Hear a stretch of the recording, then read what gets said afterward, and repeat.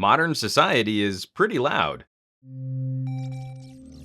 Even with the current situation we find ourselves in, where city streets have probably gotten a lot quieter in your neck of the woods, daily life can be surprisingly loud. We take for granted the constant assault on our ears, though it's this pervasive low-level abuse that likely contributes to hearing loss later in life. So how loud is too loud? It's tough to say. Well, it's actually really easy to say, it's a bit harder to properly demonstrate. The generally accepted level for sound exposure is 85 decibels over an 8-hour day. There you go. Don't you feel better prepared to protect your hearing now? Smash that bell icon. Sorry.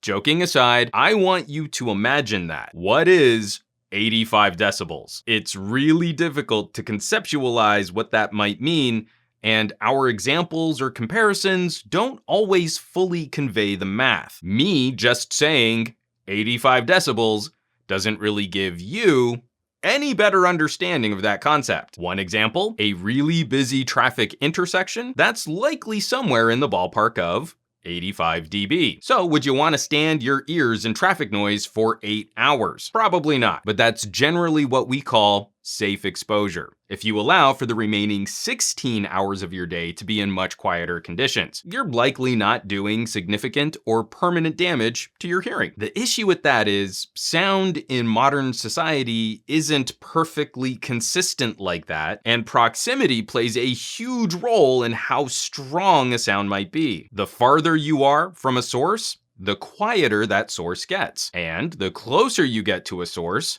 the louder that source gets. From listening to music too loud, turning up your TV, or using kitchen appliances. We regularly hit our ears with some heavy-duty sound. The louder these devices get, the shorter the period of time before we're doing permanent damage. And we're not always giving our ears a break after a potentially dangerous exposure. Using OSHA guidelines, 85 dB is the level we consider safe for an 8-hour day. But every 3 dB beyond that point cuts the maximum exposure time in half. A noise level around 94 dB is only safe for an hour. And if you're sitting by the engines on an airplane, the noise during takeoff might only be safe for about a minute with no hearing protection. So I gotta ask, do you know how loud your washer and dryer get? Maybe they're not as much of a concern if they're tucked away in another room, away from your main living space. But what about your coffee grinder or a juicer or a blender? Devices you usually operate at a close proximity. Interesting research recently came to light that things like hand dryers in public bathrooms were likely a lot louder in real world conditions than how they're tested in a lab. Instead of a quiet recording space, hand dryers are usually used in tiled rooms that can amplify the motor. They can be uncomfortable for adults, but when kids use them, their ears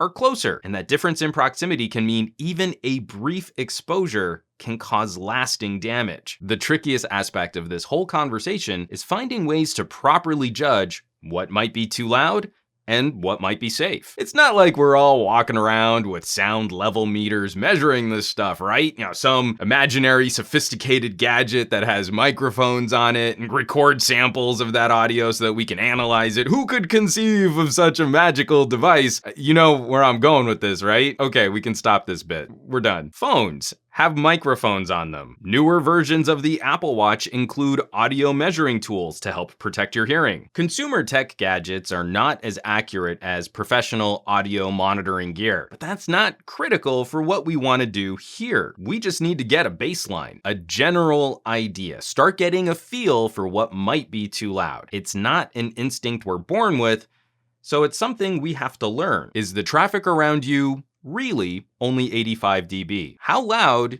is your coffee grinder? And you probably should be wearing better hearing protection when we all start jumping on airplanes again. That one we already know. Wrapping our brains around some of these ideas can be tricky, but thankfully, most of us already have some really good tools ready to help. As always, thanks so much for watching, for sharing these videos, and subscribing to this channel. Hashtag 2020 Hearing is an ongoing project where we'll chat even more about hearing protection, hearing health, and improving our audio content quality. It's also a fun play on the year and 2020 vision.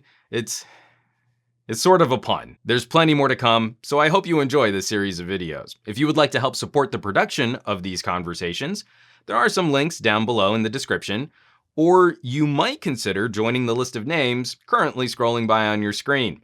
That's a growing community of fun, like-minded tech pals, a huge resource for me as I'm planning future video topics, and they're just generally super cool folks. I hope you'll check them out. Now, you know where you can find me around the rest of the internet, at SomeGadgetGuy on the Twitters and the Twitch, and the Facebooks and the Instagrams, and I will catch you all on the next video.